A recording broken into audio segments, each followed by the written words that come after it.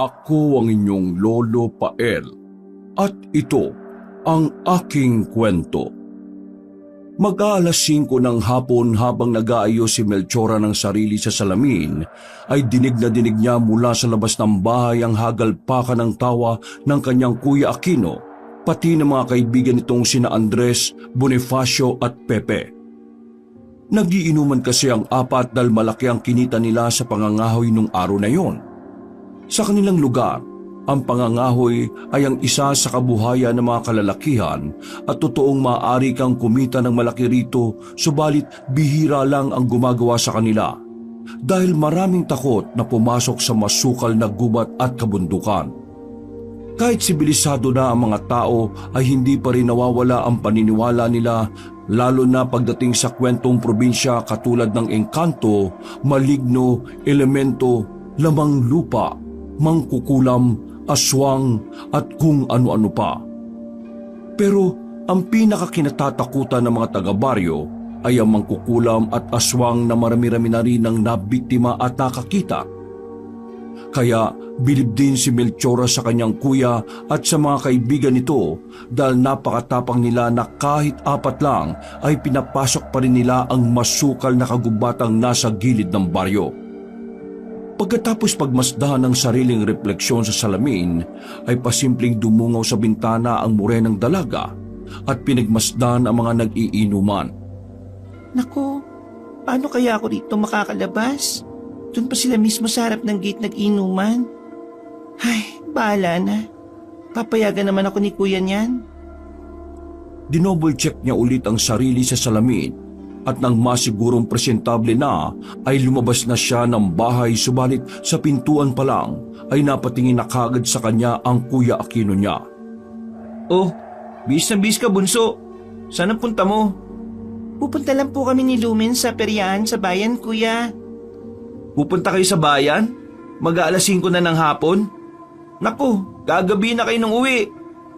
Kasama naman kuya si Tatay Edmond, saka Nanay Lolit. Gamit namin yung tricycle nila. Mabuti naman kung ganun. Pagdating mo naman doon, huwag ka nang kung saan-saan pa magpunta ha. Dumikit ka lang lagi kina Tay Edmond. Huwag ka magpasaway sa mga yon at nakakaya dahil sinama ka na nga lang nila. Alam ko naman yun, kuya. Tama sinabi ni Kuya Aquino mo. Delikado na ngayon ang panahon dahil nababalita yung mga aswang eh. Bumababa na rin sa bayan para makapambiktima. Meron pa nga ako nabalita na mga manyakis na aswang eh. Ginagaasa muna nila ang biktima tapos sa kanila pinagpipiestahan. Nang marinig yun ng dalaga, hindi man niya ipinahalata ay talagang nangilabot siya at nagtayuan ng mga balahibo niya sa braso at batok. Subalit napawi lang kagad yun na makita niyang nagtawanan sina Kuya Aquino, Bonifacio at Pepe. Langya ka pre, saan mo naman napulot ang kwento na yun ha? Ayos din ha. Pati ang aswang nagle-level up na rin ha. Hindi na lang sila nangangain ng tao. Nanggagahasa pa. Pasaway ka talaga oh. Gago, seryoso. Totoo mga sinabi ko. Si Manay Linda, yung number 1 na chismosa sa talipapa, yun ang nagsabi sa akin. Yung mga sinasabi nun, totoo naman karamihan eh at hindi lang chismis. Mas mabuti nang maging maingat. Bahala ka na nga dyan. Oh, Melchora, may pera ka ba? Meron pa naman. Oh, kunin mo na to, 100. Para naman may panggastos ka ron. Ako, thank you kuya. Bilisan mo na. Baka naghihintay na sila Tay Edmond sa'yo. Nakakaya. Kung na nga nagsasama eh, ikaw pa ang magpapahintay. Tuwang-tuwa na lumabas ng bakuran si Melchora at naglakad hanggang sa makarating sa bahay ni Nalumed. Eksaktong nasa labas na ang matalik niyang kaibigan pagdating niya roon. At nakahanda na rin si Tay Edmond at Nay Lolit. Pagsakay niya ng tricycle ay kaagad na nga silang nagbiyahe papunta sa bayan para magperya. Sa kanilang lugar kasi ay bibihira lang ang magkaroon ng perya sa loob ng isang taon. Kaya sinasamantala to ng mga tao ang pagpunta rito kapag may pagkakataon. Subalit ngayong taon ay tila hindi ganoon karami ang mga tao dahil nga sa bali-balita patungkol sa mga aswang na bumababa na sa bayan. Mukhang totoo nga sinabi ni Kuya Andres ha. Samantalang noong nakaraang taon, kapag ganitong oras, hindi na mahulugang karayong ang perya. Pero ngayon, marami pa rin naman pero hindi na kasing dami last year. Oh, Lumen, Melchora, sulitin nyo na yung pagsakay sa mga rides ha. Ako doon lang ako sa may color game. Sa bingguan nyo na lang ako hanapin ha. Huwag na kayo lalabas ng peryahan. Pagkatapos nyong sumakay ng rides puntahan nyo kagad ako. Maraming salamat po. Pag-alis ng mga magulang ni Lumen ay kaagad tumakbo papunta sa mga rides sa mag-best friend. Inuna nilang sakyan ang Caterpillar dahil ito ang pinaka-easy mode sa lahat ng mga rides na nandoon. Ang isunod nila ay ang Ferris wheel na talagang na-enjoy nilang magkaibigan. Lalo na nung huminto sila sa pinakaitaas. Kitang-kita kasi nila ang mga kumukuti-kutitap na ilaw ng maliit na bayan. Pagbaba nila roon, ay nagpahinga muna sila at bumili ng burger sa isang stall. Beshi, anong next ride ng sasakyan natin? Hindi na halos natapos ang morenang dalaga ang kanyang sinasabi sapagkat tumuro na kagad si Lumen sa kung saan. Ang akala ni Melchora nung una ay rides ang tinutukoy ng kanyang best friend, pero nang ma-realize niyang nakaturo to sa isang lalaki ay nanlaki rin ang kanyang mga mata. Maputi at gwapo ito na kasing tangkad din ng Kuya Aquino niya. Medyo long hair ang buhok pero bumagay yun sa hugis ng mukha nito na mala-artistahin. Dahil sa nakasando lang kaya litaw na litaw ang nagngangalit nitong mga kalamnan. Sapagkat likas kay Lumen ang pagiging karengking, kaya hindi nito napigilan ng kilig-kiligin habang pinagmamasdan nila ang gwapong binata. Lumen, tumigil ka nga. Nakakaya ka. Mamaya mapansin tayo ng mga yan Hindi pa man natatapos ng morenang dalagang sinasabi ay may dumating ng isa pang binata na kasama ng tisoy na lalaki. Moreno naman to, semi-kalbo ang buhok, malaki rin ang katawan, matangos ang ilong at gwapo kaya naman mas lalong kinilig si Lumen na akala mo ay maiihina sa salawal. Natigilan na lang sila pareho nang makitang nakatingin na rin sa kanila ang dalawang gwapong lalaki. At dahil sa hiya kaya hinatak na lang ni Melchora ang best friend hanggang sa makapunta sila sa bagong rides ng perya, ang tinatawag na octopus. Ganun na lang ang gulat nilang dalawa sapagkat matindi pala ang rides na yon. Kaya naman tili sila ng tili pareho. Pagkababa ay halos masuka-suka si Lumen at sinisisi siya kung bakit sumakay doon.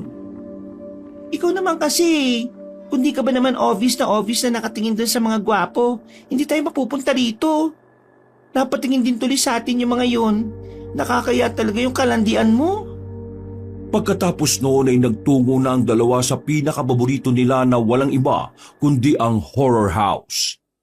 Pagkabili ng ticket ay pumasok na kaagad ang mag-best friends sa main entrance at ganun na lang ang pagkabigla nila nang makasabay ang dalawang gwapo kanina. Namukhaan sila ng mga ito dahil sa karengking na si Lumen. Nahiya naman si Melchora kaya aayain na muna sana niya ang best friend na sa susunod na batch na lang sila, pero biglang nagsalita ang binatang tisoy. Hello, dalawang magagandang dilag. Hello?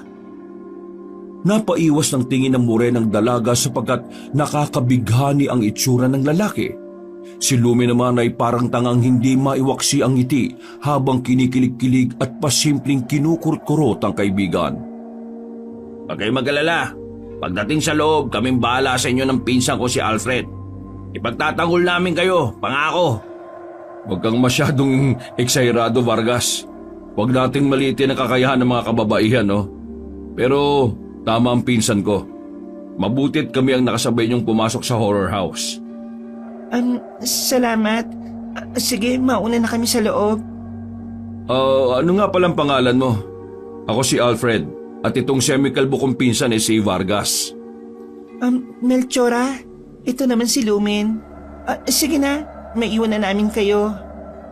Hinatak na kaagad ng morenang dalaga ang kanyang best friend na kilig pa rin matapos makilala ang dalawang binatang naggagwapuhan. Si Melchora na aminadong natitipuan niya rin ang tisoy na si Alfred pero kahit papaano ay nagpapakipot pa sapagkat hindi naman siya katulad ng haliparot niyang best friend.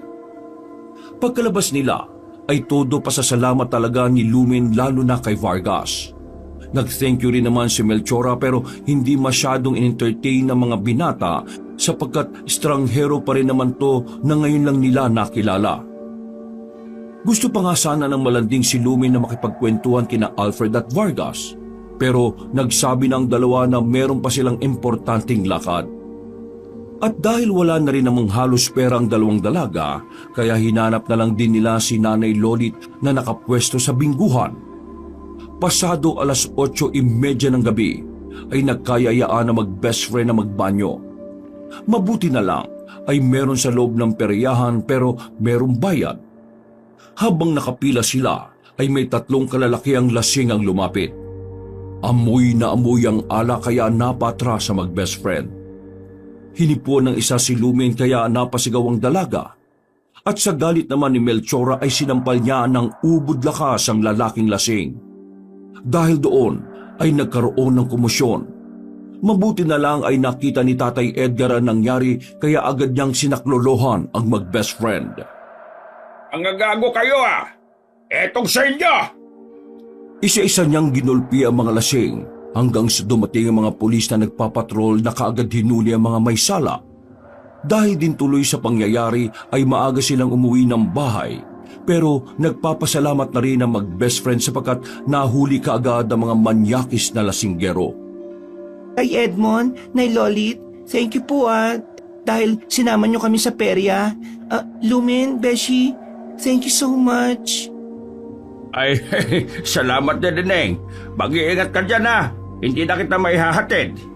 Naku, ayos lang po. Ang lapit-lapit na lang naman ang bahay namin dito Thank you po ulit. Hay, mag-iingat ka, Melchora.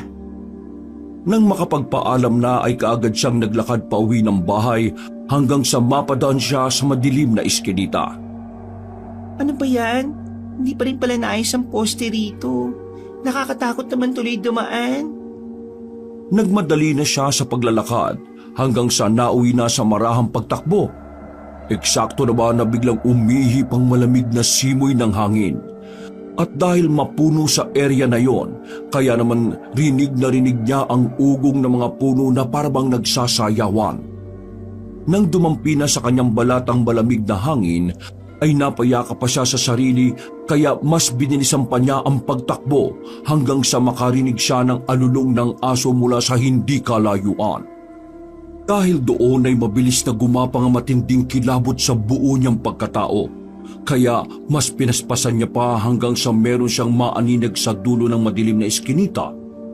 Saglit siyang napahinto nang makita ang kung sino man na naroon na parabang hindi normal kung maglakad.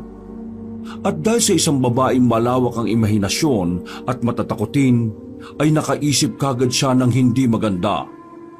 Walang ano-ano ay bigla na lang sumagi sa isipan niya ang sinabi kanina ni Kuya Andres bago siya magpunta sa perya. Tama sinabi ni Kuya Aquino mo.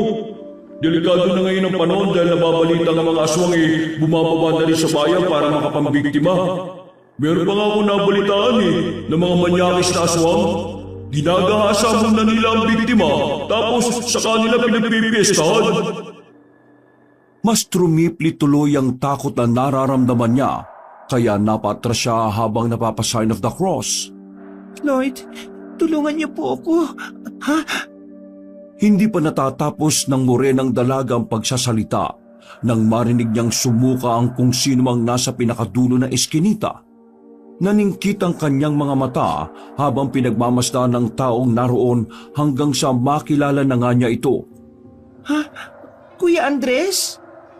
Nilapitan niya kaagad ang malusog na lalaki at saka hinagod ang likod nito. Kuya Andres, ayos ka lang ba? Mukhang marami kayong nainom ng kuya ko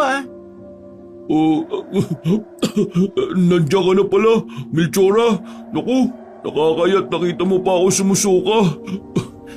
Talagang ngayon ka pa nahiya, Kuya Andres?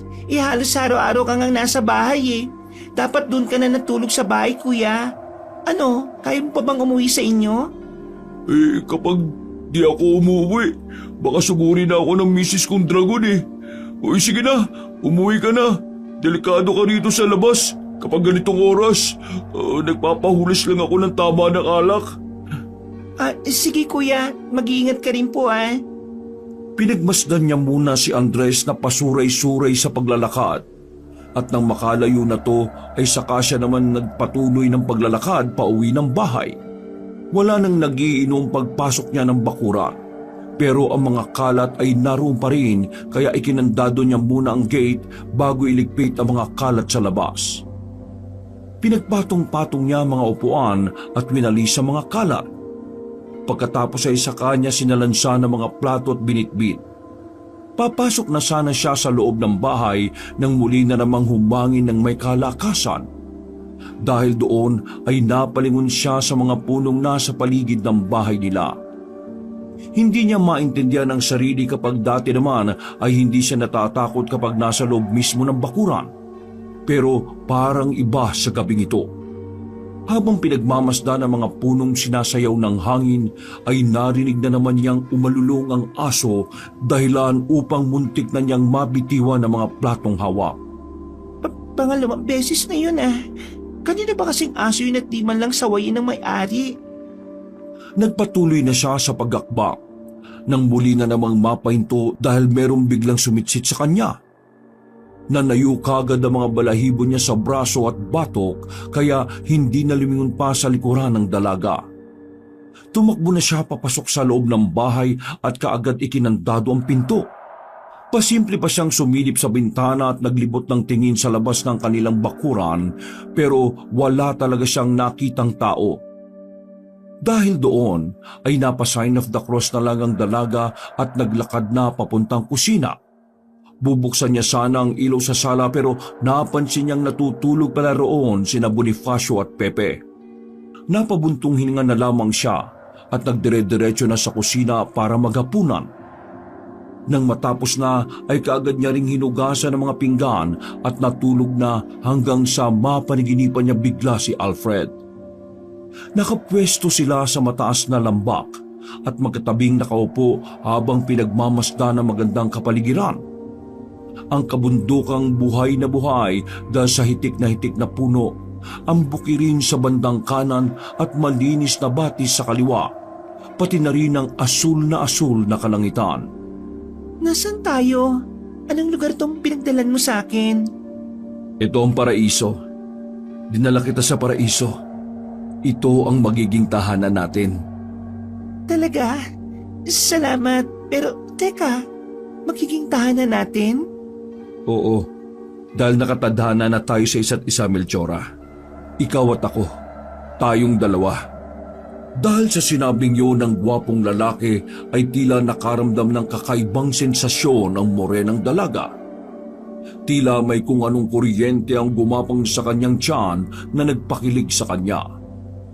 At habang pinagmamasdan niya ang maamong mukha ni Alfred ay tila ba mas lalo siyang nahuhulog dito. Pwede ba kitang halikan, Melchora? Hindi na siya nagsalita. Pumikit na lang siya habang inilalapit ang mga mukha kay Alfred. Nang maglapat ang sabik nilang mga labi ay mas lalong uminit ang sensasyong nararamdaman ng morenang dalaga kaya napakapit siya sa liig ng gwapong lalaki na mas lalo pa siyang siniil ng halik. Matagal ang naging palitan nila ng mga laway hanggang sa tila makaramdam siya ng paghabol ng hininga. Kaya inalis niya muna pansamantala ang sariling labi at dumilat. Doon ay nagulat siya sa nakita. Ang kaninang paraisong nakapalibot sa kanila ay biglang naglaho na parang bula. Napalitan niyo ng patay na kabundukan, tuyong palayan at maruming batis. Ang kalangitan ay naging mausok na tila umuulan ng mga abo-abo. Nang lingunin niya si Alfred ay ganun na lang ang pagtataka niya sapagkat nawala na lang tung bigla. Dahil doon, ang pansamantalang nakakakilig na sensasyon ay unti-unting napalitan ng pangamba at takot. Tumayo siya at lumigid ng tingin para hanapin ang kasama, pero kahit saan ay wala siyang makitang ibang tao. Alfred, nasan ka? Alfred, please, magpakita ka. Naudlot na siya sa pagsasalita sapagkat isang nakakakilabot na alulong ng kung anong klaseng halimaw ang kanyang narinig. Dahil sa pagkataranta ay napatras ang dalaga at nahulog sa mataas na lambak. Napatili na lang siya ng malakas at napapitit sa pag-aakalang ito na ang kanyang katapusan. Nang tumama ang kanyang katawan sa sahig, ay bigla siyang napadilat at nasipa pa ang dingding ng maliit niyang kwarto. Kinakapa-kapa kaagad niya ang sarili at nang mapagtanto na masamang panaginip lang ang lahat, ay nakahinga siya ng maluwag. Buti na lang panaginip lang. Kaso, sayang yung kiss namin.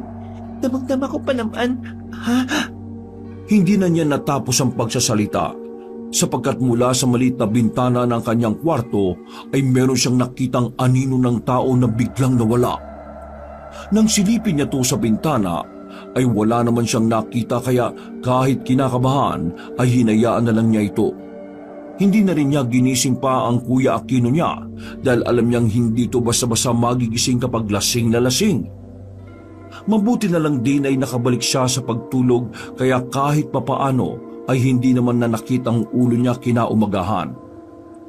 Ikinuwento niya kay Lumen ang tungkol sa kanyang napanaginipan at ganoon na lang din ang gulat niya nang magkwento ang matalik na kaibigan. Napanaginipan din daw kasi nito si Vargas pero kumpara sa kanya walang pangit na senaryo. Dinala raw umano si Lumen sa isang napakagandang lugar at doon pinakasalan. Napangiwi na lang si Melchora nang pinapakinggan ang pagkukwento ng matalik niyang kaibigan habang kinikilig-kilig pa. Ipinagpatuloy nila ang pagkukwentuhan habang papunta ng talipapa hanggang sa hindi inaasahang makita nila roon ang magpinsang Alfred at Vargas. Kitang-kita na naman ang pagkakilig ni Lumen nang maaninag ang dalawang nagwagwapuhang lalaki. Dahil doon ay napansin din tuloy kaagad sila ng mga tao. Uy, kayo yung sa horror host, di ba? Oo. Anong ginagawa niya rito? Malamang, mamamalengke. De, biro lang. Malapit lang ba kayo rito? Oo. Tara, sabay-sabay na tayo mamalengke. Hindi na nagawang tumanggi pa ni Melchora sapagkat pasimple siyang kinurot-kurot ni Lumen sa tagiliran. Para tuloy silang magpa-partner na namamalengke kaya tuwang-tuwa ang kanyang best friend. Nag-enjoy din naman si Melchora pero hindi niya ito ipinapahalata dahil nahihiya rin talaga siya. Salamat sa inyo, Melchora at Lumen. Buti na lang kasama namin kayo rito sa talipapa. Hindi kasi namin kabisado dahil medyo bago-bago lang kami. O tara, uwi na ba kayo? Gusto niyo bang ihatid na namin kayo? Ay, nako, hindi na. Salamat sa offer. Kaya na namin ni Lumen umuwi. Sayang naman pero sige, kayong bahala. Sana makita pa tayo ulit, no? Sana nga. Alam ko na. Bakit hindi na lang tayo magkita-kita bukas sa peryahan? Total, Sabado naman yun eh. Ano, deal? Tumingin muna ang morenang dalaga sa kanyang best friend na sumang-ayong kaagad kahit na siya ay nag-aalangan pa. Sa huli tuloy ay wala nang nagawa si Melchora kundi ang sumang-ayon na lang din. Sige, no problem. Kita-kits na lang bukas. Yun. Salamat at pumayag ka, Melchora. Siguradong mag-i-enjoy kayo bukas, promise. Thank you. O paano, aalis na kami Habang pauwi sila, ay kilig na naman si Lumen na akala mo ay maiihi sa salawal sa sobrang pagka-excite. Nagkwento pa to na magbibihis daw siya ng magandang damit dahil date ang mangyayari. Medyo kinilig din si Melchora nang maisip ang tungkol doon sapagkat kahit sino namang babae na kapag idinedate ng mga nagugwapuhang mga lalaki ay tsak nakikiligin din talaga. Pagka-uwi ng bahay ay masayang nagluto ng hapunan ng morenang dalaga. Ganadong-ganado siya dahil sa nangyari kanina. At dahil doon ay ang dami niya tuloy nagawa habang iniisip ang susuotin para bukas. At mabilis na lumipas ang oras. Pagkatapos maghapunan, maghugas sa mga pinagkainan at maghilamos ng katawan, ay nagtungo na siya sa kwarto para matulog. Subalit dahil sa pagka-excite, ay hindi na rin siya kaagad dinalo ng antok. Iba-iba kasi ang tumatakbo sa kanyang isip na siyang nagpapakilig sa kanyang sarili. Nang makatulog siya ay napanaginipan na naman niya ang kaparehong pangyayari nung gabi.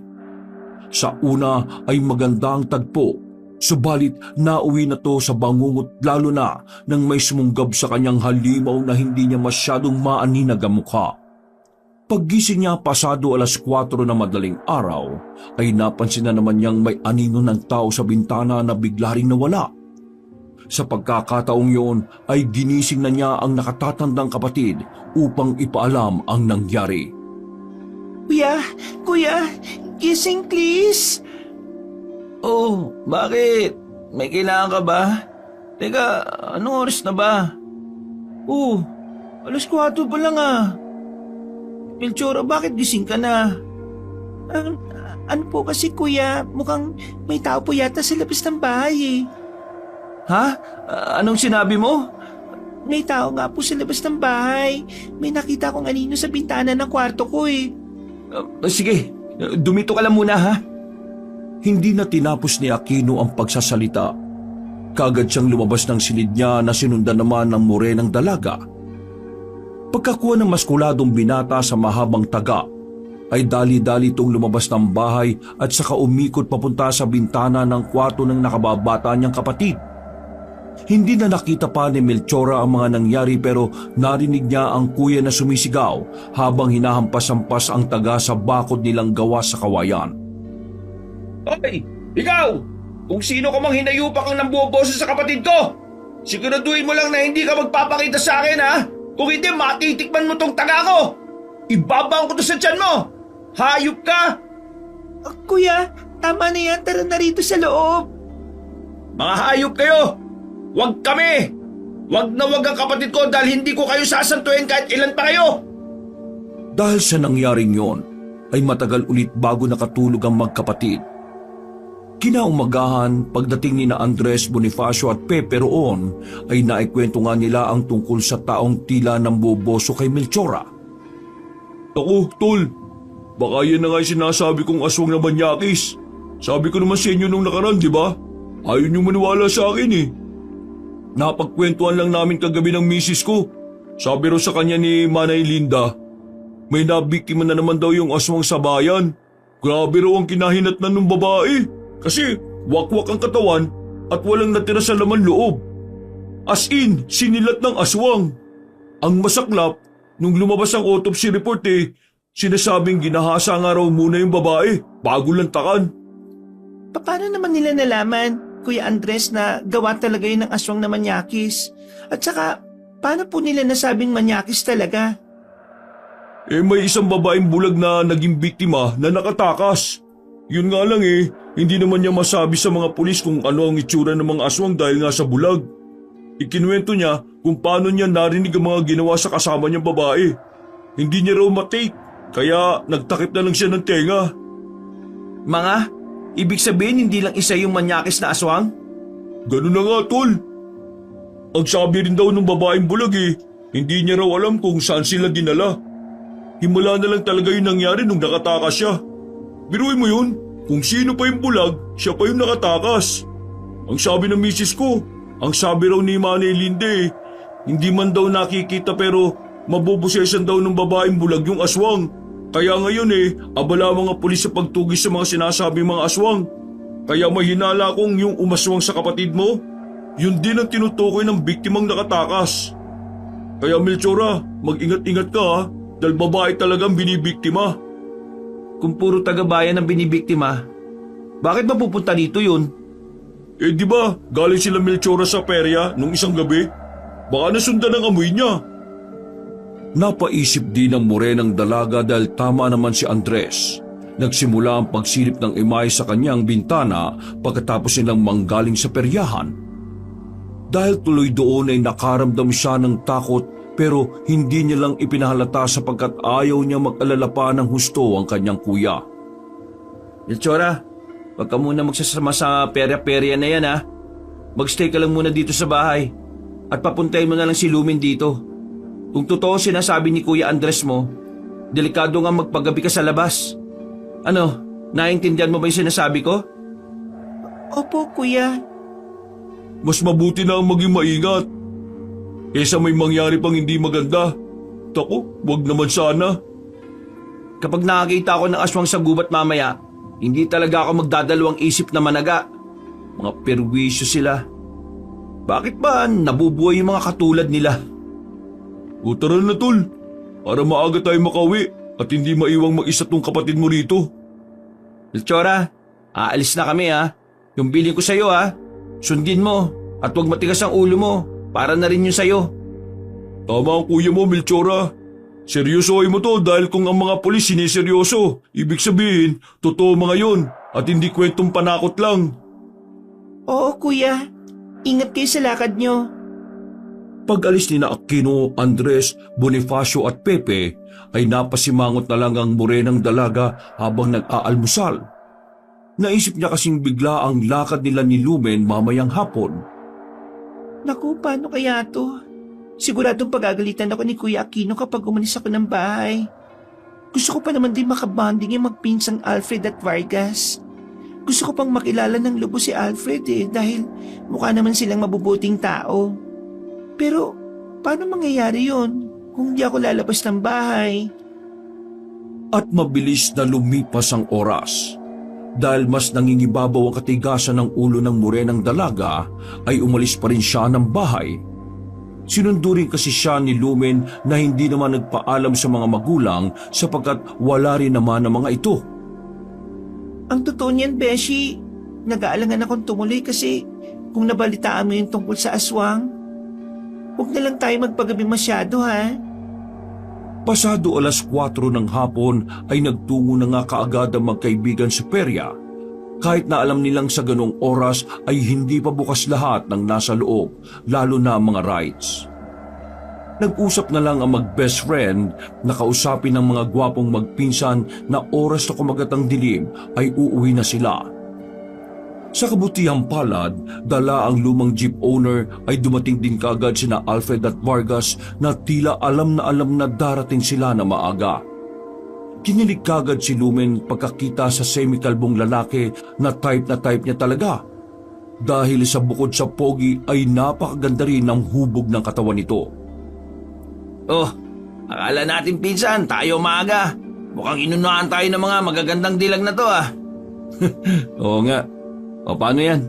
Inunahan tayo. Inagaan talaga namin kasi hindi kami po pwedeng magpagabi. Kung ganon, para ma-enjoy natin ang date na to, sakay na kayo dito. Total sarado pa naman ang pwede Sa iba na lang tayo magpunta. Sa park na lang tayo magpunta malapit sa simbahan tapos pagkagat ng dilim, ihahatid na namin kayo. O sige na, para makabawi naman kami. Dahil kayo ang nauna sa amin dito at naghintay. Tatanggi sana si Melchora dahil sa nag-aalangan siya, subalit walang ano-ano ay bigla na lang sumakay si Lumen na tila excited habang nakikipagpalitan ng kwento kay Vargas. O ano Melchora? Please? Okay. Huwag kayong mag-alala. Safe na safe kayo sa amin, promise. Pagkasakay ni Melchora sa owner-type jeep, ay kaagad nagmaneho si Alfred at nagtungo sa parke na malapit lang din naman doon. Doon nga nila inaksaya ang oras para na rin makilala ang isa't isa. Nagkanya-kanya ang dalawang pares para magkaroon naman ng privacy. Si Lumen ay kasama si Vargas, habang si Melchora naman ay kasama naman si Alfred. Naiilang pa talaga ang morenang dalaga sapagkat ito ang unang pagkakataon niyang makipag-date. Kaya naman tahimik lang siya habang pinagmamasdan ang mangilan-ngilang taong dumaraan sa harap nila. Ilan na nabilang mo ng mga dumaraan? Sira ka. Pasensya na. Hindi lang ako talaga sanay First time ko kasi makipag-date. Saka ang awkward lang. Ilang araw pa lang tayo magkakilala, no? Nagsasalita ka naman pala Malawa ka talaga. Ay, siya nga pala. Taga rito ba talaga kayo ng pinsan mong si Alfred? Oo, matagal na kami rito. As in, sobrang tagal na. Talaga? Bakit ngayon ko lang nakita yung mukha nyo? Saang baryo ba kayo nakatira? Malapit kami sa malaking ilog na katira. Yung pinagdudugtungan ng dam. yung malapit sa gubat na pinagkakahuyan ng kuya ko? Nabalitaan ko ngang marami ang nangangahoy doon. Kasama ang kuya mo ron? Ang tapang naman niya. Kasi hindi ba maraming nagsasabi na delikado ang kakahuyan dahil sa mga... Aswang? Totoo ba talaga mga aswang? Ikaw, naniniwala ka ba doon? Napatingin na lang ang morenang dalaga sa kausap niyang biglang ngumiti. At dahil sa mga ngiting yun ay tila mas lalo siyang nahulog dito. Napakunot ng noo ang dalaga bago magsalita ulit. Bakit mo ako tinatawanan, ha? So hindi ka naniniwala sa aswang, ganon? Wala akong sinasabing hindi ako naniniwala, ha? Alam ko naman yung mga ganyang tawa eh. Paano kung sabihin ko sa iyo na isa akong aswang, ha? Biglang natigilan si Melchora lalo na nang makitang seryosong nakatingin sa kanya si Alfred. Hindi niya alam kung bakit pero dahil sa mga sinabi nito ay bigla na lang siyang nakaramdam ng kakaibang kaba. Kaba na unti-unting nagpasilay ng takot sa buo niyang pagkatao. At habang makatitigan sila, ay hindi niya rin mawari pero para bang nahihipnotismo siya sa mga tingin ng gwapong lalaki. Bigla na lang niyang hindi may kilo sa mga kamay ng walang ano-ano ay biglang tumawa ng malakas si Alfred. Nakakaliw ka naman. Parang pinaniniwalaan mo na kagad ang sinabi ko, ha? Inis ka? Kinabahan ako ron Para ka tanga. Huwag mo nang ulitin yun Pasensya na. Hindi ko sinasadya. Pero paano kung isa nga akong aswang, ha? Hindi ako maniniwala, no? Sa pogi mong yan. Lah, pinapakilig mo naman ako eh. Naku, bahala ka nga dyan. Teka, mag-aalas 6 na pala. So paano? Need na naming umuwi ni Lumin. Teka, nasa na ba yung dalawa? Paglingon niya sa kaninang pwesto ni Lumin at Vargas ay wala siyang nakita roon kundi si Vargas lang na papalapit sa kanila. Dala ang 2 baso ng gulaman. Saan ang best friend ko? Nag-CR lang. Sabi niya kasi uuwi na raw kayo eh. Uminom muna kayo nitong gulaman habang inihintay siya. Kagad nang inubos ng morenang dalaga ang nasabing gulaman at ang matapos na ay saka siya tumayo sa kinauupuan sapagkat napansin niyang halos wala ng tao sa parke. Nag-aalala rin kasi siya na mapapagalitan ng gusto ngayong alam niyang ganitong oras ay nakabalik na ng bahay ang kanyang kuya Aquino. Ba't ka tumayo ka agad? Okay ka lang? Pupuntahan ko muna si Lumen sa CR. Ang tagal niya kasi, kanina pa siya ron, di ba? Natigilan na siya sa pagsasalita matapos makaramdam ng pangmamanhid ng buong katawan. Nang lingunin niya ang 2 lalaki ay ganun na lang ang gulat niya nang makita si Vargas na nakangisi na habang si Alfred ay nakatingin lang sa kanya ng seryoso. Ano? Okay ka lang? Parang namamanhid ang katawan ko. Ganyan din ang sinabi ng best friend mo kanina. Nanlaki ang mga mata ni Melchora nang mapagtanto niya ang mga sinabi ni Vargas. Sinubukan niyang kumilos pero bigla na lang siyang natumba na kaagad na alalayan ni Alfred. Habang nakatingin siya sa magpinsan ay naalala niya ang kwento ni Andres tungkol sa mga aswang na manyakis. Kaya kung ano-ano na tuluyang pumasok sa isip niya na mga bagay na hindi maganda. Sabi ko naman sa iyo, Melchora, aswang ako eh. May bago na naman tayong putahe, pinsan. Yun na ang huling narinig ni Melchora bago magdilim ang kanyang paningin at tuluyang mawala ng malay tao. Nagising na lang siya sa isang madilim na silid na ni katiting na liwanag ay hindi makapasok. Napabalikwas siya ng bangon at sumandal sa isang gilid na walang kaide-ideya sa kung nasaan siya. Inisip niya kung paano napunta sa lugar na yon. At nang maalala na nga ang mga nangyari ay unti-unti nang sumilay ang matinding takot sa kanyang pagkatao. Hindi niya malilimutan ang huling mga sinabi ng magpinsang Alfred at Vargas bago siya mawala ng malay tao. Sabi ko naman sa iyo, Melchora, aswang ako eh. May bago na naman tayong putahe, pinsan. Naalala rin niya kasi bigla ang sinabi ni Andres patungkol sa mga aswang na manyakis na nanggagahasa muna ng mga biktima bago patayin. Mabilis na gumapang ang kilabot simula sa talampakan, paakyat sa kanyang tuhod na biglang nangatog.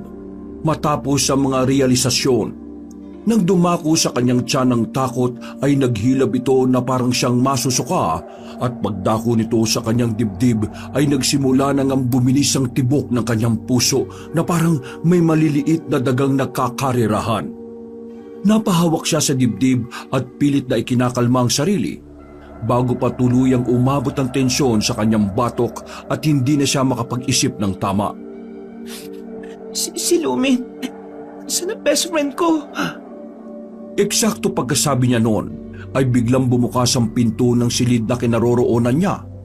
At mula roon ay pumasok si Alfred subalit ibang-iba ang hilatsya ng mukha nito kumpara nung una niyang makita. Gwapo pa rin ang binata pero hindi kagaya noon na maamong tupa ang mukha nito. Ngayon ay parang isa ng mabagsik na leon na handang-handa na siyang sakmalin.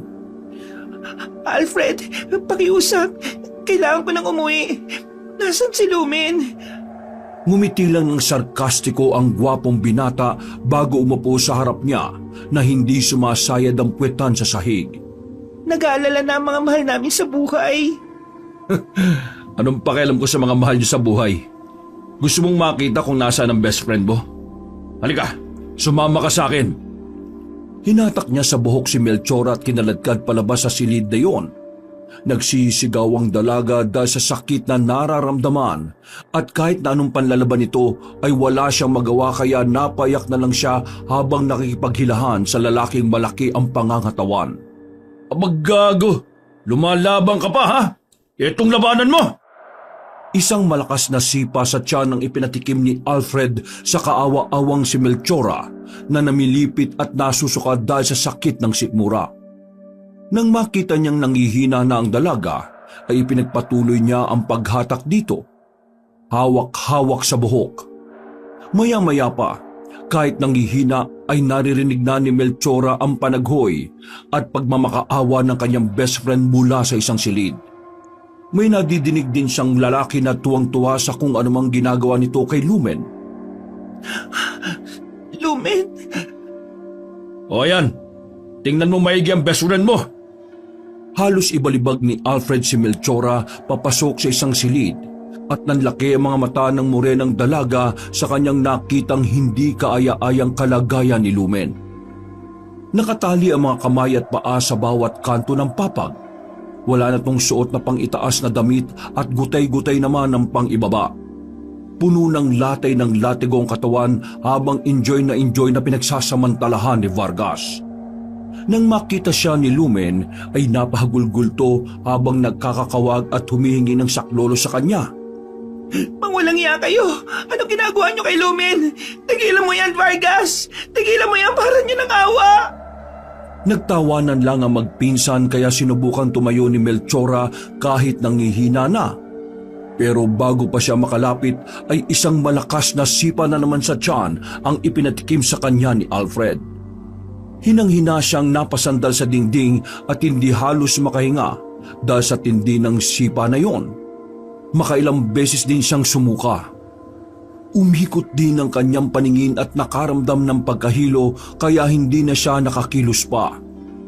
At mula sa kanyang pwesto ay kitang-kita niya kung paano babuyin ng dalawang lalaki ang kaawa-awa niyang best friend na pag-iyak at pagmamakaawa lang ang kayang gawin.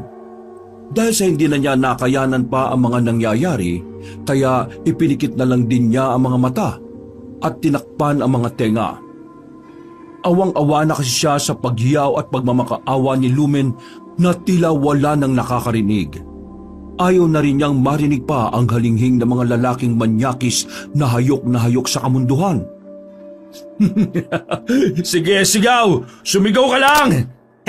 Ubusin mo na ang pagmamakaawa mo dahil mamaya hindi na namin yan maririnig.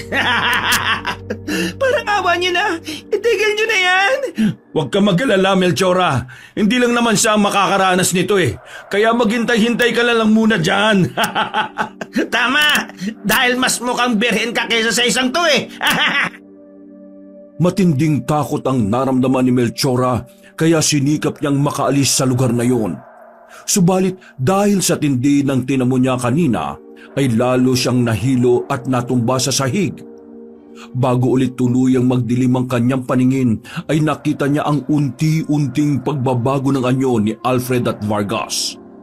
Ang naggagwapuhan nitong mga mukha ay naglahong bigla. Naging kulubot ang mga mukha nito, lumubog ang ilong, namilog ang namumulang mga mata, umusli ang matatalim na mga ngipin, humaba ang tenga at tumulis ang dulo.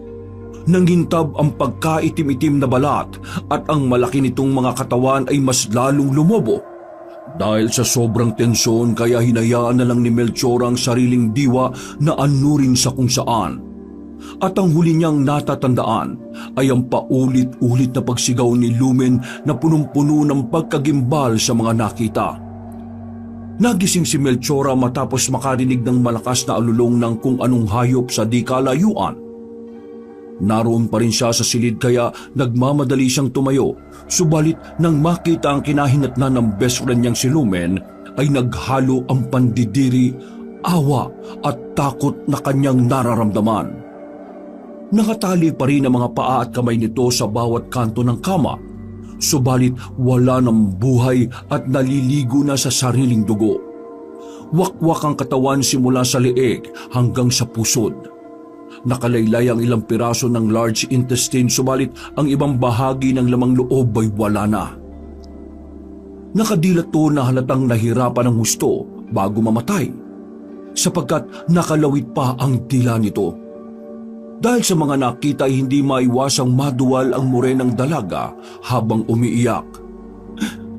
Lumen, I'm sorry. Natutup na lang niya ang bibig bago nagmamadaling umalis sa lugar na yon. Paglabas niya ng bahay ay ganoon na lang ang pagkagulat niya sapagkat hindi niya lubos akalain na nasa gitna pala sila ng kagubatan. Doon niya tuloy biglang naalala ang sinabi ni Alfred bago sila dakpin at dalhin sa lugar na ito. Malapit kami sa malaking ilog na katira, yung pinagdudugtungan ng dam. Pagkatapos maalala ang mga yon, ay tumakbo na siya palayo kahit ang totoo ay hindi niya alam kung saan talaga siya pupunta. Eksakto namang muli niyang narinig ang mga alulong ng kung anong mababangis na hayop pero hindi siya nagpatinag sa mga ito.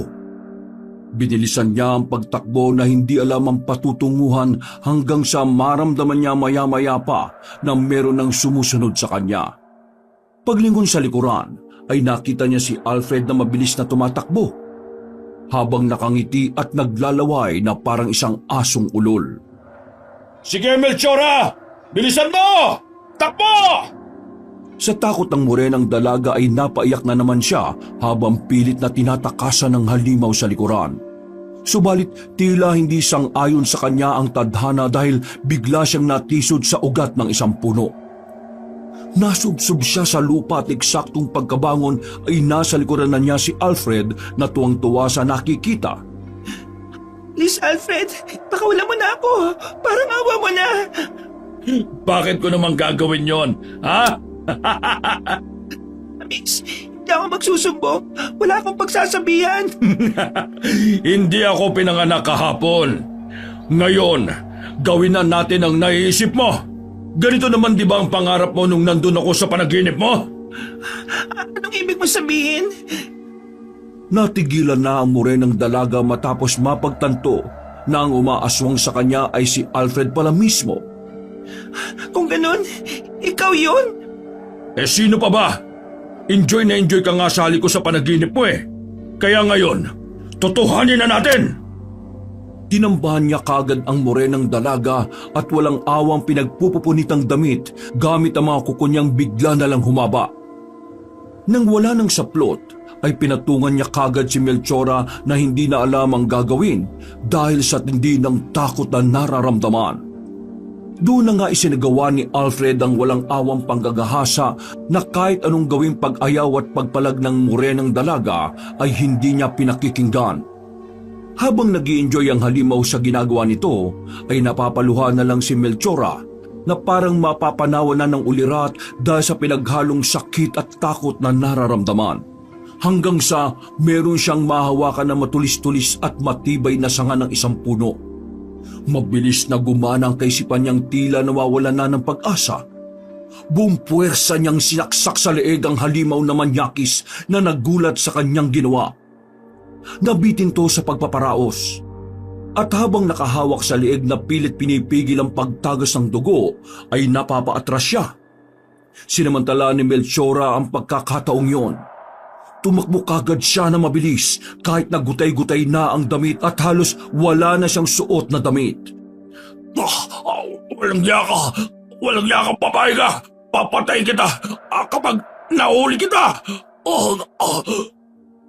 Isang nakakakilabot na sigaw ang pinakawalan ni Alfred dahilan para mabulaho ang mga natutulog na ibon sa lugar na yon. Ilang saglit pa ay nakarinig ulit ang dalaga ng isa pang alulong na sigurado siyang galing kay Vargas. Kahit hingal na hingal at pagod na pagod ay tiniis niya ang lahat ng ito para lang matakasan ang nagbabadyang kamatayan. Hanggang sa biyaya ng may kapal ay natuntun niya ang daan ng mga tao at sasakyan.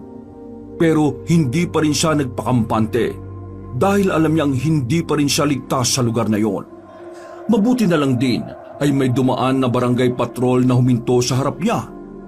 Dahil doon ay napaluhod at napayak na lamang ang morenang dalaga na kagad pinapasok sa barangay patrol at binigyan ng damit. Bago sila umalis, ay nakita pa nila ang nakakatakot na aswang na si Vargas dahilan para magulat at matakot ang lahat.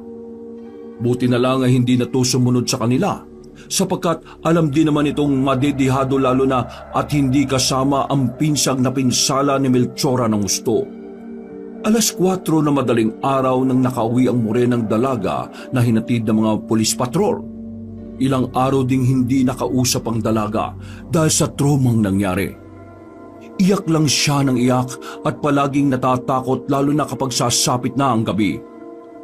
Dahil doon, ay nagpasya muna si Aquino na tumigil sa pangangahoy upang mayroong makasamang kapatid niya sa bahay. Palagi ring nagpupunta sina Tatay Edmond at Nanay Lolit para kumustahin ang morenang dalaga. Kung okay na ito upang matanong nila kung nasaan si Lumin, subalit bigo pa rin sila. Sa isang linggong pag-asikaso ni Aquino sa nakababatang kapatid, ay ilang beses niya ring napansin na parang palaging merong nagmamatsyag sa kanilang bahay tuwing sasapit na ang gabi. Kaya sinunod niya ang payo ng kaibigang si Andres na magsindi palagi ng goma bilang panlaban sa mga masasamang elementong paligid-ligid.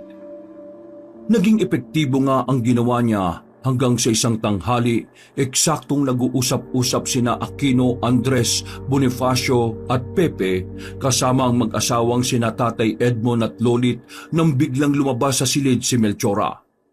Pasensya na po kayo at natagalan ako sa pag-recover. Kung handa na po kayong malaman ang totoo, sasabihin ko na ang lahat. Nagkatinginan ang lahat at nagkanya-kanya ng pwesto para mapakinggan ang sasabihin ni Melchora. Ano nga bang nangyari? Saan ka nagpunta nung araw na yon? At sino kasama mo? Neng, magkasama ba kayo ng bunso kong anak na si Lumen? Hanggang ngayon kasi hindi pa rin siya umuwi sa bahay.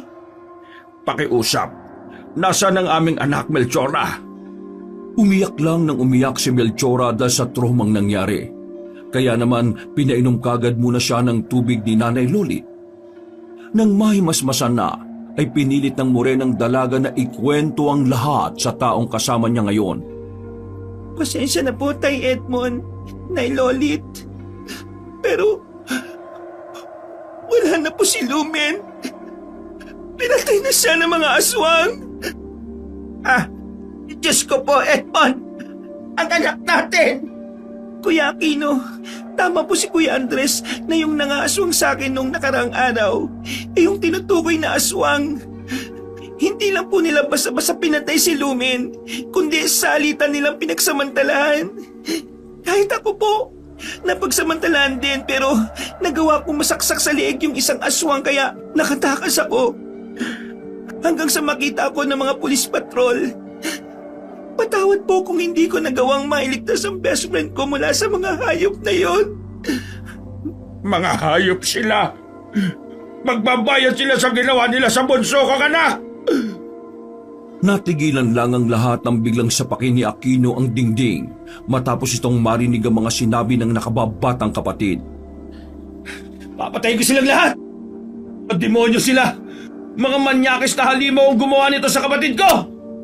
Pumunta kayo mga demonyo kayo! Dala ng galit ay nagtungo ang maskuladong binata papunta sa kusina at kinuha ang mahaba nitong taga. Nang lalabas na ng bahay ay kaagad siyang pinigil ni na Andres Bonifacio at Pepe. Tol, teka lang, magbunos dili ka naman muna. Hindi natin alam kung nasan sila eh. Delikadong gagawin mo, lalo na't wala kang plano. At kahit sabihin na natin na alam na ni Melchora ang pinagtataguan nila, mga aswang yun, na kahit ang mga pulisi, nahihirapan silang tugisin. Mahuhusay silang magtago. Wala kang pakialam. Hahanapin ko silang lahat kahit saan at tatantarin ko sila hanggang sa walang matira kahit kaluluwa nila. Hindi ako papayag sa mga ginawa nila sa ibang mga kababaihan. Kay Lumen at sa kapatid ko! Aba sinabi ni Andres Aquino, huminahon muna tayong lahat. Masakit para sa akin na malaman ang kinahinatnan ng anak ko sa kamay ng mga walang awang aswang na yon. Pero kapag nagpadalos-dalos tayo, mauulit lang ang mga pangyayari. Kailangan nating umisip ng tamang plano. Dahil sa sinabing yun ng matandang lalaki, ay kumalma kahit papaano ang sitwasyon nilang lahat. Bumalik sa pagkakaupo si Aquino at Andres, habang si Melchora naman ay nakayakap lang sa umiiyak na si Nanay Lolit. Nakaisip na ako ng plano pero kung pahihintulutan yung magkapatid kailangan ko ng tulong mo, Melchora. Kahit ano pong tulong. Teka, Melchora, delikado. Bakit po kailangan pa ang kapatid ko rito? Ako na lang po. Dahil siya ang pakay ng mga aswang. Ipapain natin ang kapatid ko? Edmond, ano bang kaibahan na yung sinasabi mo? Alam mo naman ang nangyari di ba kay Lumen natin? Nakaligtas na si Melchora. At baka sa susunod matuluyan na siya kung siya ang ipapain natin. Pasensya na po. Pero hindi ako papayag na maging pain si Melchora. Payag po ako. Kung sa tingin niyo po na ito lang ang paraan, huwag ka mag-alala, kuya. Ipinagkakatiwala ko sa inyong lahat ang kaligtasan ko dahil alam kong hindi niyo ako pababayaan. Nang magkaintindihan ng lahat, ay inilihad na nga ni Tatay Edmond ang naisip niyang plano. Ang mga aswang, meron silang kaugalian na hindi tinitigilan ng isang target hanggang sa hindi nito napapatay. Kaya sigurado akong babalik at babalikan nila si Melchora hanggang sa makuha nila ang gusto nila. Kaya pala itong mga nakalipas na araw, napansin ko na palaging meron nagmamatsyag dito sa bahay. Kaya dito ko rin muna pinatulog tong sina Andres Bonifacio at Pepe. Nagsusunog lang kami ng goma para maitaboy sila.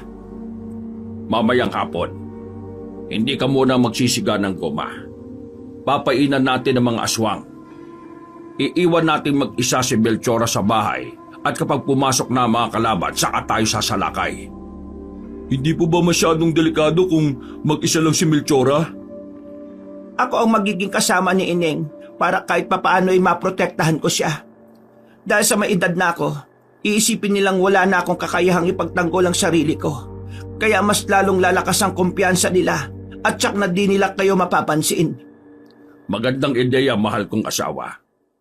Habang nasa loob sila ng bahay, tayo naman, Aquino, Andres, ay medyo lalayo lang ng kaunti at maghihintay ng hudyat ni na Melchora at ni Lolit. Sina Bonifacio naman at Pepe ay tatawag ng tulong mula sa barangay.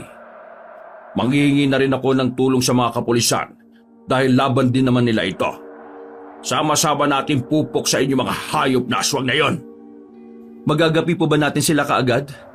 Sa pagkakaalam ko mahirap kalaban ng mga aswang lalo na kung wala kang agimat o mutya o kung hindi ka marunong sa salamangka. Huwag mong maliitin ang kakayahan ng asawa ko, Andres. Noong kabataan ni Edmond katulong siya ng tatay sa paggawa ng mga sandata na pinanlalaban sa mga alagad na kadiliman, katulad ng aswang. Wala mang anting-anting pero may mga tamang sandata na po pwedeng pamuksa sa kanila. Ngayong buo na ang plano. Kailangan ko na munang umuwi para ihanda ang mga sandata na matagal-tagal na rin nakatago sa imbakan. Magpahinga na rin muna kayong lahat dahil mamaya siguradong mapapagod tayong lahat sa pakikipagtunggali sa mga aswang. Pero kahit anong mangyari ay hindi tayo papayag na magwagi pa sila. Sa gabing ito ay papatay na natin ang mga manyakis na aswang na yan. Kay Edmond, ni Lolit, kapag po natapos na to, pangako sasamahan ko kayo roon sa bahay kung saan kami dinala at babawiin po natin ang bangkay ni Lumen. Salamat, Ineng. Matapos magkaintindihan ay nagkanya-kanya na nga muna silang lahat. Sina Tatay Edmond at Nanay Lolit ay nagluksa muna saglit bago paghandaan ang lahat. Sina Bonifacio at Pepe naman ay nagtungo na sa outpost para ipaalam ang mga hakbang na gagawin upang mahuli at matuldukan na ang kasamaan ng mga aswang. Si Andres naman ay ipinaalam din sa kanyang asawa ang mangyayari. Kaya hinatid niya muna to sa bahay ng kanyang mga magulang kung saan alam niyang mas magiging ligtas ito. Habang sina Aquino at Melchora naman ay naghahanda na rin sa mga mangyayari. At mabilis na lumipas ang oras. Katulad ng bili ni Tatay Edmond ay hindi nga nagsiga ng mabahong goma si Aquino. Pagdating ni Nanay Lolit ay nagpaalam kaagad siya rito na pakunwaring aalis pero ang totoo ay nakabantay lang sila katulad ng plano. Nilakasan niya lang talaga ang boses at sinabing baka bukas na siya makauwi upang kung sakaling nakikinig ang aswang ay maalerto kagad ito. Sakto 9:00 ng gabi, patulog na sina Melchora at Nanay Lolit. Kapapatay lang nila ng ilaw nang makarinig sila ng alulong ng aso mula sa hindi kalayuan. Nagkatinginan ng dalawa na tila alam na ang pakahulugan ng mga ganoong bagay. Sigurado akong nandito ng mga aswang. Kung ganon, epektibo nga ang plano, Ineng. Kinakabahan po ko, Nanay Lolit. Huwag ka mag-alala. Dahil binigyan ako ni Edmond ng panlaban para kahit papaano'y hindi nila tayo basta-basta malalapitan. Kunin mo tong asin na may bendisyon mula sa simbahan. Eksaktong pagkakuha ng morenang dalaga sa maliit na garapon ay nakarinig na sila ng ingay mula sa bubungan. Merong kung anong nilalang ang naglalakad doon hanggang sa huminto sa kung saan nakapwesto ang kwarto ni Melchora. Narinig nila na nagboses pusa to kahit pa simbigat ng tao ang yabag nito. Ilang beses na naulit ang mabibigat nitong yabag na nagpaikot-ikot lang. Hanggang sa biglang lumundag ang nilalang na nandoon na ikinagulat ng dalawang babae. Aswang na nga yan! Huwag ka matakot, Ineng! Napayakap na lang si Melchora dahil bigla niyang naalala ang traumatic event na dinanas nila ng namayapa niyang best friend. Maya-maya pa ay meron na ngang sumilip sa bintana at nang mapatingin sila roon ay ganun na lang ang gulat nila sa nakita. Isang nakakatakot na aswang na naglalaway at halatang hayok na makatikim na naman ng karne at dugo ng tao. Nakilala kaagad ni Melchora ang nasabing aswang sapagkat siya mismo ang gumawa ng marka sa leeg nito. Melchora, akala mo siguro makakatakas ka sa akin? Matagal mo rin akong pinasabik babae ka. Ngayong wala kayong ibang kasama dyan, humanda kayong dalawa sa akin. Bago ko wakwakin ang tiyan mo, magsasawaan ka muna namin at pagkatapos ay pahihirapan ng gusto. Mas matindi pa kay Lumen ang mararanasan mong hirap na kahit sa kamatayan ay hindi mo malilimutan. Winasak ng nagngangalit na aswang ang bintana kaya nakapasok to kaagad sa loob. Dahil doon ay kaagad tumayo sina Nanay Lolit at Melchora at tumakbo palabas ng kwarto pero mas mabilis ang aksyon ni Alfred. Nahawakan niya kaagad sa braso ang morenang dalaga at nahatak. Mabuti na lang ay meron dalang asin na may bendisyon si Nanay Lolit na walang pag-aalinlangang isinaboy sa aswang. Humiyaw tong binitiwan si Melchora na tumakbo kaagad sa matandang babae. Walang yaka! Walang yaka talagang matanda ka! Papatayin talaga kita! Papatayin kita! Vargas! Nasa ka na? Bilisan mo na rito! Bago pa niya matapos ang sinasabi, ay narinig na niya ang pinsang aswang na umaatungal mula sa bubungan. Paano ay nakikipagsagupa na pala ito sa mga taong dumating para sila ay saklolohan. Hindi ako mamamatay dito, Alfred! Kundi ikaw! Kayo ng pinsan mo! Isinaboy pa ng morenang dalaga ang hawak niyang asin na may bendisyon, kaya mas lalong naglupasay sa galit ang aswang. Pabalikan ko kayo! May araw ka rin! Hindi ka na makakalis, walang yang aswang ka! Para yan sa pambababoy at pagpatay mo sa anak ko! Mamamatay ka ng hayop ka! Sa takot ni Alfred sa mga isinaboy sa kanya, ay tumalon siya sa bintana para takasan ng dalawa. Subalit ganun na lang ang gulat niya nang makita na naroon pala sila Tatay Edmond, Aquino, Andres at iba pa. Nahuli na rin ang kanyang pinsan na nakakulong sa espesyal na net na ibinabad sa bawang at holy water, kaya hindi makapalag ang aswang. At sa bawat pagdampi sa katawan niya ng bahagi ng net ay umuusok yan ng husto na nagbibigay sa kanya ng matinding sakit. Mula sa bintana ay sinilip na lang ni Nan Melchora at Nanay Lolit ang mga sumunod na mangyayari. Umangil ng umangil si Alfred at pinilit pa rin ang sarili na makipaglaban habang nakatingin sa pinsan niyang halatang nahihirapan na ng gusto. Alfred, matali ka! Pakaulan mo ako rito! Pero sa halip na tulungan ng kanyang pinsan ay mas inuna niya ang sariling kapakanan dahil alam niyang dihado siya sa mga taong may kanya-kanyang sandata laban sa katulad niyang aswang. Sinubukan tumalon ni Alfred sa bubong at nagulat siya sapagkat nandun na pala sina Bonifacio at Pepe kasama ang ilang opisyal sa kanilang lugar. Hinagisan nila ang aswang ng benditadong asin na nang tumama sa mata ay paplakta itong nahulog sa sahig na kaagad ding bumangon at umangil ng umangil sa galit. Walang yaka kasi pinsan eh! Tulungan mo muna ako makawala rito! Manahimik ka! Wala akong pakialam sa'yo! Kasalanan mo yan! Tatakas ako rito mag-isa! Sinubukan nga niyang tumakas pero isang malakas na hagupit ng latigong buntot pagi ang lumatay sa kanyang dibdib at mukha. Napadapa at naglupasay sa sakit ang aswang na walang magawa kundi ang matakot sa kanyang kalagayan. Sa unang pagkakataon ni Alfred sa kanyang buhay ay nakaramdam siya ng kakaibang takot. Huwag niyong patatakasin ang mga walang yang aswang na yan! Dapat silang mamatay at pagbayaran nila ang ginawa nila sa aming mga kababaihan! Nang marinig yun ni Aquino ay hindi na niya napigilan ng sarili. Nilapitan niya ang nangihinang aswang at hinagupit ito ng hinagupit hanggang sa hindi niya ito makabangon at tila maghingalo na. Tumigil lang siya ng awatin ni Tatay Edmond at sabihing tama na dahil meron pa silang plano.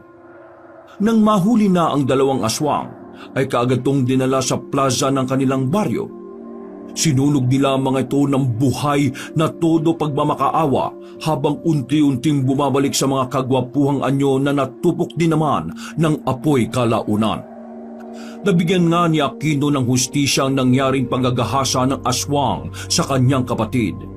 At nabigyan din ni Tatay Edmond ng hustisya ang ginawang pagpaslang at pagnagahasa ng mga aswang sa kanyang anak. At katulad ng sinabi ni Melchora, ilang araw ang nakalipas ay tinungo nila ang sinasabing tinitirhan ng magpinsang aswang na malapit sa malaking ilog. Nagkanda ligaw-ligaw pa sila dahil hindi rin kabisado ng morenang dalaga ang nasabing lugar. Nang matunton nila ang bahay ay kaagad silang pumasok sa loob at napatakip na lang sila ng ilong dahil sa kakaibang amoy. Pagdating nila sa kwarto ay meron silang nakitang kalansay na nakatali pa rin ng mga kamay at paa sa bawat kanto ng kama. Biglang naiyak si Melchora nang maalala nangyari nung gabing yon, kaya niyakap siya ng maigpit ng kanyang kuya Aquino. Tay Edmond, Nay Lolit, kalansay po yan ni Lumen. Umiiyak na ang mag-asawa habang kinukuha ang mga kalansay at bago umalis ay sinunog nila ang buong bahay bilang mensahe sa iba pang aswang na humanda silang lahat sa oras na meron pa sila ulit gawin. 3 araw na binigyan ng formal na lamay ang kalansay ni Lumen at pagkatapos ay saka din ito binigyan ng maayos na libing. Nakakalungkot man ang nangyari ay nagpapasalamat pa rin silang lahat sapagkat sa wakas natuldukan na rin ang kasamaan ng mga aswang na nambibiktima ng mga kababaihan sa kanilang lugar. Naging payapa na ang buong baryo. Naging maayos ulit ang tulog ng lahat sapagkat alam nilang wala nang kahit na sinong gagambala pa sa kanila. Hindi na rin natatakot ang mga tao na lumabas tuwing gabi at magpunta ng perya o parke. Lahat ay masayang masaya at malayang malaya na ulit sapagkat wala na ang nagbabadyang panganib. Isang umaga, pagkagising ni Melchora ay bigla na lang sumama ang kanyang pakiramdam. Kaya sinamahan muna siya ng kanyang kapatid na magpa-check up sa ospital ng bayan. Paglabas ng resulta ay ganoon na lang ang gulat ng magkapatid sa sinabi ng doktor. Ano po? Buntis po ang kapatid ko? Kuya, paano? Hindi ako po pwedeng mabuntis. Hindi ako papayag na dalhin ko ang anak ng hayop na yon. Ang nagwalang iya sa maraming kababaihan.